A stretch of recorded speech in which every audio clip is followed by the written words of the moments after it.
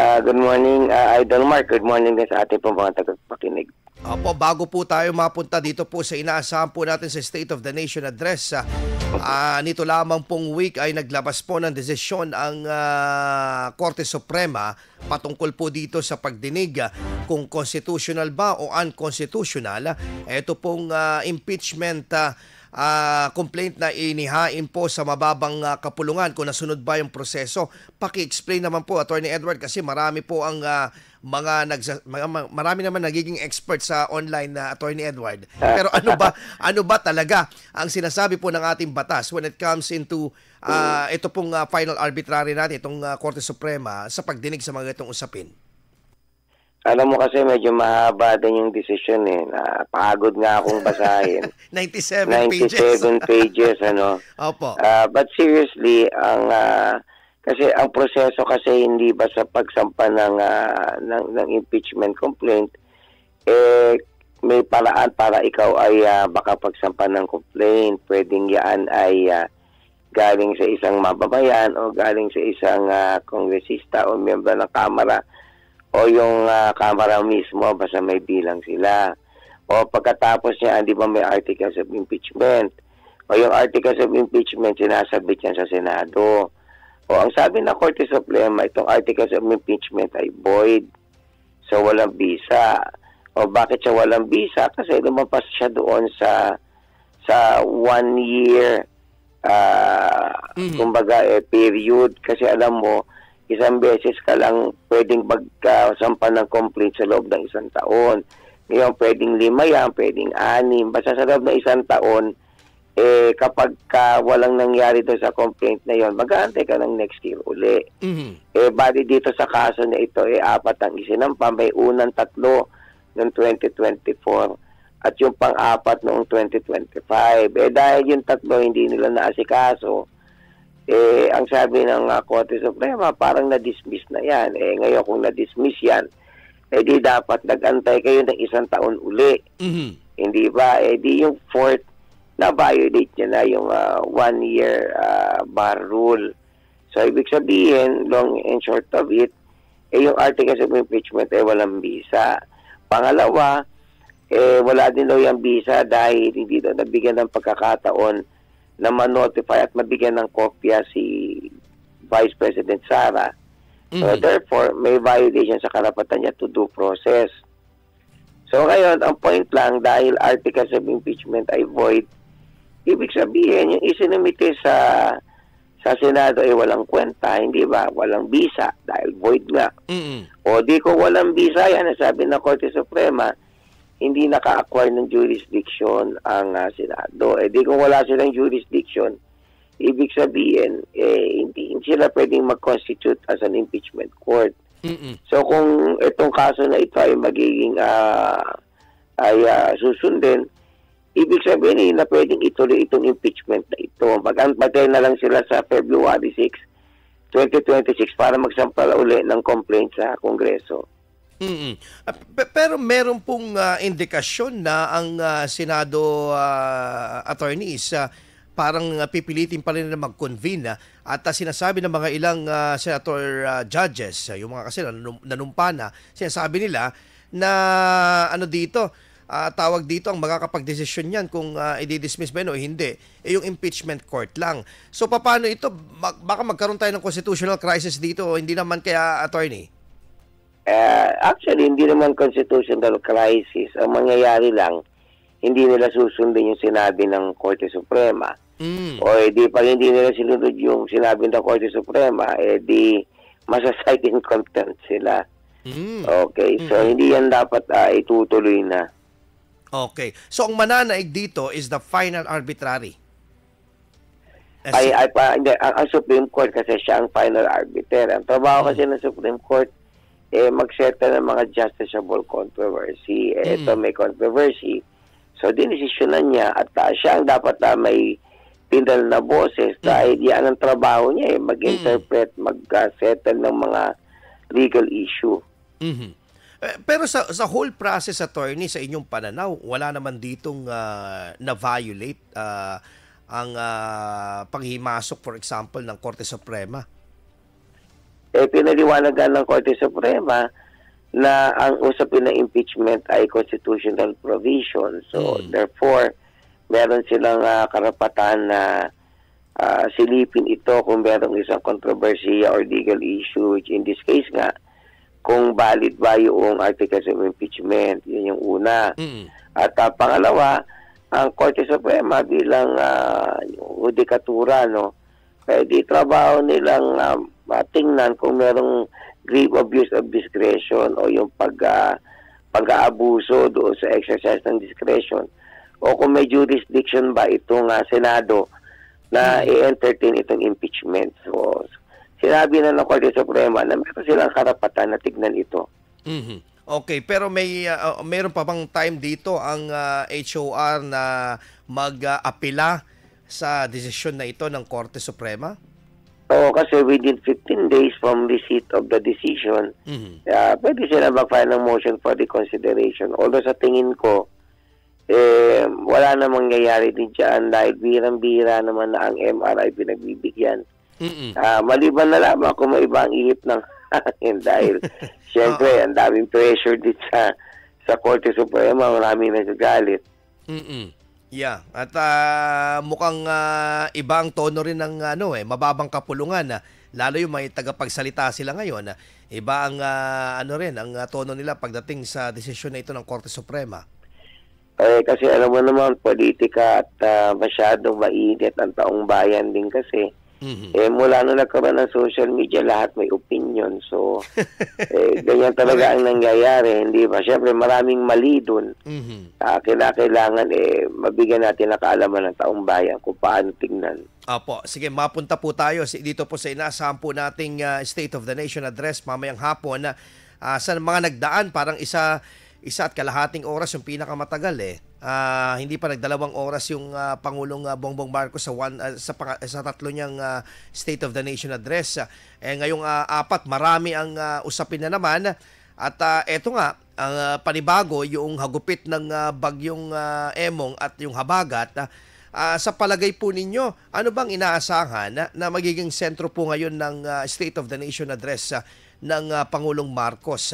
Maaari ba itong magbago dahil nung mga nagdaang araw parang ang tingin natin it will going to center economy, security ng ating bansa? Well, sa tingin ko, knowing the President, kung titingnan mo yung huling tatlong zona niya, ang lead niya talaga is to focus on the economy. Siyempre, magbigay ulat yan. Nung kanyang third zona, pinag-usapan ng health, ng agriculture, hindi ba? At unemployment or underemployment, ngayon, ang dami pa rin natin problema. Kailangan magbigay siya ng ulat sa usapin ng inflation. Mahal pa rin ang bilihin. And he has to be able to explain that. Kasi ng 2022, expectedly may COVID noon. Ang inflation rate natin noon, ang average ay 5.8. Ang peak niyan ay 8% something. At bumaba naman yan itong 2025. Pero siyempre, kailangan ipaliwanag niya ng taong bayan kung anong nangyari. O yung usapin ng agrikultura kasi yung ating rice tariffication law, among others, anong ayuda ba ang pwedeng ibigay sa agricultural sector. Kasi nung third zona niya, kinover niya yan, hindi ba? Ang taas ng presyo ng bigas kasi sa middleman pa lang parang sa 7 kamay dumadaan ang bigas para mapunta yan sa lamesa mo So, alam mo, sa totoo lang, yung 20 pesos na isang kilo, hindi talaga kaya kasi base sa mga datos, 15 hanggang 18 piso na ang ginugugol para lang makapag-produce ka ng 1 kilo ng palay, di kung dadaan pa sa 5-7 kamay yan, di magkano na yan, hindi ba? So, kaya ang nangyari, nagkaroon siya ng presyo ng bigas na 20, pero temporary lang, di ba? Parang pabalat bunga kasi may subsidiya yun. So, I guess the President would have to focus on economy. Malamang isama niya rin yung issue ng disaster reduction or mitigation kasi nga kailangan ipaliwanag yan nung nangyari doon sa ating mga flood control projects kasi palpak Correct. So he has to explain that.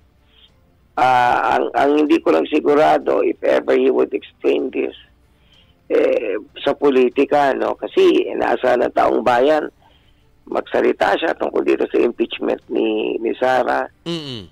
o tungkol dito sa pagkaka-aresto kay Pangulong Digong. Mhm. But knowing his freedom, kung i-discuss man niya yan, he'll find a way to appear more ika nga ay neutral, ano? Mm. Kasi gano'n naman yung demeanor niya, hindi siya combative. Okay. So pero dito po sa ano po sa pagkakaano po ninyo, no, nabanggit niyo po yung mga ilang sektor, agrikultura, sa kanyang pamamahala. Papaano niyo po pwedeng i-rate ang performance po ni PBBM yung mga pangunahin po na pangako po niya nung mga nakaraang SONA?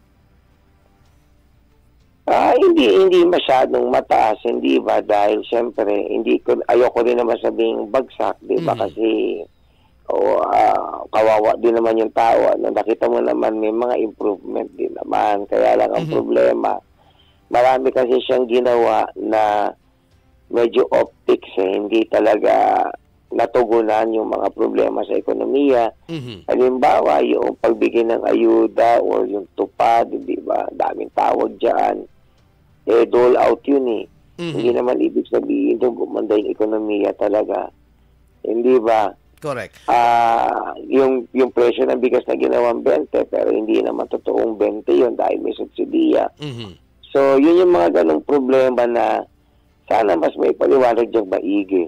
Opo. Pero kung ikukumpara po by nung 2022 ngayon hanggang ngayon 2025, may naging malaking shift na rin po ba sa direksyon ng administrasyon? Well, in terms of the economy, syempre mas okay naman ngayon at hindi naman dahil sa kanya lang, dahil yun naman ang magiging resulta talaga dahil ng 2022, yan recovery time natin yan para tayo nagre-recover na sa COVID di syempre, there's no way but up, hindi ba? But there's still a lot of things that we need to ika nga ay look into. Yung issue lang ng underemployment, ang underemployment natin nung May ay 14.1 or April naging 13.1. Medyo mataas yan. Ibig sabihin na underemployment, may trabaho pero yung sweldo lubang mas mababa para sa kwalifikasyon. Sir, attorney, dito sa gitna po ng pandaigdigan naman po, nahamon po sa, hindi po makakaiwas ang Pilipinas. Gaya for example, yung mga geopolitical tensions po at climate change. Paano nyo po nakikita po yung nagiging tugon po ng administrasyon po dito? Unang-una sa lahat, laging sinasabi ni Marcos, meron siyang independent foreign policy. Pero dahil nga kaaway natin ang China, so expectedly mag-pivot siya sa Amerika at yun na nga ang nakikita natin, hindi ba? Kamakailan nga lang dumalaw siya dito. I think the President also has to explain that kasi maraming mga puna sa kanya dahil daw natawaran niya 1% lang yung proposed tariff na 20%. Tapos zero tariff si US sa atin. Yung pala na angkatin natin, parang wala nang babayarang custom duty. So, ang maswerte dyan yung mga American cars, for example, kasi mas makakakumpit na sila laban na halimbawa sa mga Japanese cars, hindi ba? Okay. Dahil mas mura na sila. Yeah. Pero sa politics po kasi, for example, ngayon sa ASEAN, may tensyon ang Cambodia at Thailand. Ang Pilipinas naman magiging neutral sa ganyang bagay dahil ganyan din naman yung rhythm ng Pangulo. No? He's always adopted a independent foreign policy at yan ay neutral. I would assume wala siyang kikilingan dyan. Opo. But would express support for both countries to settle the issue between them. With the remaining years ng ating Pangulong PBBM hanggang 2028, sa palagay nyo, attorney, may sapat bang political capital si PBBM upang maisulong pa yung mga reforma sa posibleng banggitin niya pa ngayong SONA?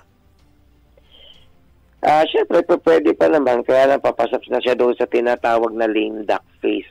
Kasi sa Pilipinas, itong huling 3 taon, ang focus ng mga kakampi niya o kalaban niya yung 2028 na, yung presidency. So, at some point, he would become a lame duck president. Kahit nga si former President Rodrigo Duterte na siga. Mhm. Yung mga huling taon niya talagang naging lame duck siya. Ganun din ang mangyayari dito. Mhm. Pero And that is, wala tayong magagawa, ganun talaga. mhm. Pero ngayon po, paano niyo po ba nakikita po yung relasyon po ng Administrasyong Marcos Jr. Sa Kongreso po, sa kasalukuyan?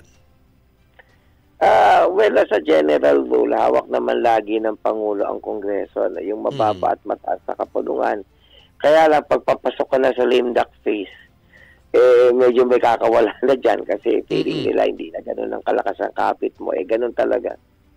Mhm. Okay. Marami po yung mga issue po tulad po ng corruption pa rin, tapos red tape at kakulangan po sa serbisyong pampubliko, attorney. Sa tingin niyo po ba mababanggit po ito ng Pangulo? At paano niya po harapin po ito? Well, unang-una, kailangan pag-usapan din siguro yung usapin ng buwis, Mhm. Kasi very creative din naman itong si Secretary Recto, lahat na iisipan niyang magpataw ng Mag-tax. buwis. Oo. Siyempre nagagalit ang taong bayan. Pangalawa, yung usapin ng operational langis, siyempre concern yan. Mhm. At wala namang tayong kasalanan dyan. Siyempre may giyera sa Ukraine, sa Russia, may giyera dito sa Israel. So siyempre, apektado yung supply chain, apektado rin yung presyo ng langis. At kung mataas ang presyo ng langis, mataas yung bilihin. So yes, to be able to explain that, hindi ba? At kailangan ba ipaliwanag yan ng mahigi or gusto sa taong bayan? Okay, panghuli na lang po siguro, personally, kayo po, Attorney Edward, ano ba ang gusto nyong marinig dito sa State of the Nation Address ng Pangulong BBM? Well, lahat nung sinabi ko na mas maganda marinig natin sa kanya. At siguro, itry din ng Pangulo, medyo lumabas sa kanyang comfort zone, i-address niya yung issue nitong kay former President at kay Sara Duterte dahil ang taong bayan ang daming agam-agam patungkol dito to set the records once and for all. Attorney Edward, Chico Political Analyst. Maraming salamat, Attorney. Mabuhay po kayo. Salamat din po, Idol Mark. Samantala, Idol, mamayang tabayanan po ninyo yung ating pong panayam naman po, no? Ayan. Yung ating pong panayam din sa ano naman po ng panghuli bago tayo mag-RMN News.